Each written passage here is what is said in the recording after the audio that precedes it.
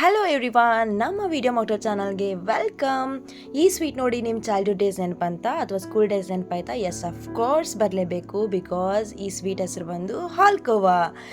ನೋಡಿದ್ರಲ್ಲ, ಈ ಸ್ವೀಟ್ ನೋಡಿ ಒಂಥರ ಖುಷಿ ಆಗ್ತದೆ ನಮ್ಮ ಚೈಲ್ಡ್ಹುಡ್ ಡೇಸ್ ನೆನಪಾಗಿ. ಸೊ ಈ ರೆಸಿಪಿನ ಯಾವ ರೀತಿ ಮಾಡೋದು ಕ್ವಿಕ್ಕಾಗಿ ಅಂತ ನೋಡ್ಕೊಂಡು ಬರೋಣ ಬನ್ನಿ. ಈ ಹಾಲ್ಕೋವಾ ಮಾಡೋಕೆ ಮೂರೇ ಇಂಗ್ರೀಡಿಯೆಂಟ್ಸ್ ಸಾಕು. ಅವು ಯಾವಂದ್ರೆ ಅರ್ಧ ಕಪ್ ತುಪ್ಪ, 1 ಕಪ್ ಮೈದಾ ಹಿಟ್ಟು, ಹಂಗೆ 1 ಕಪ್ ಸಕ್ಕರೆ ಪುಡಿ. ಈ ಸಕ್ಕರೆ ಪುಡಿ ಮಾಡ್ಕೊಳ್ಳುವಾಗ 2 ಏಲಕ್ಕಿನ ಸೇರಿಸ್ಕೊಂಬಿಡ್ರಿ. ಇಂಗ್ರೀಡಿಯೆಂಟ್ಸ್ ಯಾವ್ಯಾವ ಅಂತ ಗೊತ್ತಾಯ್ತು. ಈಗ ಫಟಾಫಟ್ ಯಾವ ರೀತಿ ಮಾಡೋದು ಹಾಲ್ಕೋವನ ಅಂತ ನೋಡೋಣ ಬರ್ರಿ. ಮೊದಲಿಗೆ ಒಂದು ಬಾಳ್ನಿನ ಕಾಯಕ್ಕಿಟ್ಟು ಅದಕ್ಕೆ ನಾವು ತೊಗೊಂಡಿರುವಂಥ ತುಪ್ಪನ ಹಾಕ್ರಿ. ಅದು ಸ್ವಲ್ಪ ಕಾದ್ಮೇಲೆ 1 ಬಟ್ಲ ಮೈದಾ ಹಿಟ್ಟನ್ನ ಏನು ತೊಗೊಂಡಿದ್ವಲ್ಲ ಅದನ್ನು ಹಾಕಿ ಚೆಂದಾಗ ಕಲಿಸ್ಕೊಳ್ರಿ. ಇಲ್ಲೇ ಉರಿ ಮೀಡಿಯಮ್ ಫ್ಲೇಮ್ನಾಗೂ ಇಡಬೇಡ್ರಿ, ಹೈ ಫ್ಲೇಮ್ನಾಗೂ ಬೇಡ. ಲೋ ಫ್ಲೇಮ್ನಾಗ ಇಟ್ಕೊಂಡು ಒಂದು 15 ನಿಮಿಷ ನೀಟಾಗಿ ಕಲಿಸ್ಕೊಳ್ರಿ.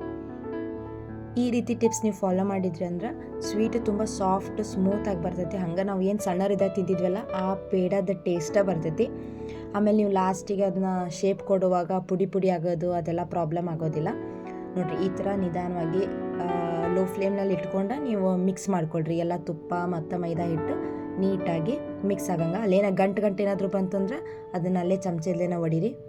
ನೀವು ಹಂಗೆ ಕಲಿಸ್ಕೊಂತಿದ್ದಂಗೆ ಏನಾಗ್ತದೆ ಅಂದ್ರೆ ಒಂದು 10 ನಿಮಿಷ ಆದಮೇಲೆ ಒಂಥರ ಶೈನಿ ಟೆಕ್ಸ್ಚರ್, ಒಂಥರ ಈ ಕೋವಾ ಇರ್ತೈತಲ್ಲ ಆ ಥರ ನಿಮ್ಗೆ ಎಣ್ಣೆ ಬಿಟ್ಕೊಂಡಂಗೆ ಆಗ್ತೈತಿ.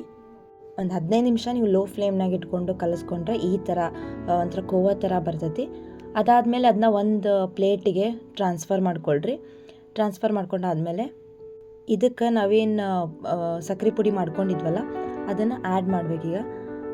ಇಲ್ಲೇ ನಾನು ಅರ್ಧ ಬಟ್ಲ ಸಕ್ಕರೆನ ಕುಡಿಸ್ಕೊಳತ್ತೀನಿ. ಸಕ್ಕರೆ ಪುಡಿ ಆ್ಯಡ್ ಮಾಡಿದ ಮೇಲೆ ಅದನ್ನೆಲ್ಲ ಮಿಕ್ಸ್ ಮಾಡಿರಿ. ಮಿಕ್ಸ್ ಮಾಡಿ ಚೆಂದ ಕಲಿಸ್ಕೊಂಡಾದ್ಮೇಲೆ ಒಂದು ಸತ ಟೇಸ್ಟ್ ನೋಡಿರಿ. ನಿಮ್ಗೆ ಇನ್ನೂ ಸ್ವೀಟ್ ಬೇಕಿತ್ತು, ಇನ್ನೂ ಸಕ್ಕರೆ ಬೇಕಿತ್ತು ಅಂತಂದ್ರೆ ಇನ್ನೊಂದು ಸ್ವಲ್ಪ ಸಕ್ಕರೆ ಪುಡಿನ ಆ್ಯಡ್ ಮಾಡ್ಕೋಬೋದು. ಇಲ್ಲೇ ನಾನು ಸಕ್ಕರೆನ ಪುಡಿ ಮಾಡ್ಕೊಳ್ಳುವಾಗ 2 ಏಲಕ್ಕಿನ ಸೇರಿಸಿದ್ದೆ. ನಿಮ್ಮ ಹತ್ರ ಏನಾದರೂ ಏಲಕ್ಕಿ ಎಸೆನ್ಸ್ ಇತ್ತಂದ್ರೆ ಸಕ್ಕರೆನ ಜಸ್ಟ್ ಪುಡಿ ಮಾಡಿಕೊಂಡು ಇಲ್ಲೇ ಏಲಕ್ಕಿ ಎಸೆನ್ಸ್ನ ಹಾಕ್ಬೋದು.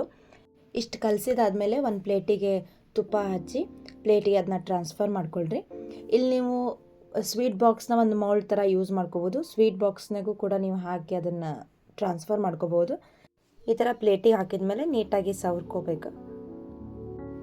ಮೇಲೆ ಯಾವ ಕ್ರ್ಯಾಕ್ಸ್ ಬರಲಾರ್ದಂಗೆ ಸ್ಪೂನ್ ಯೂಸ್ ಮಾಡಿಕೊಂಡು ನೀವು ಸರ್ಫೇಸ್ನ ನೀಟಾಗಿ ಮಾಡ್ಕೊಳ್ರಿ.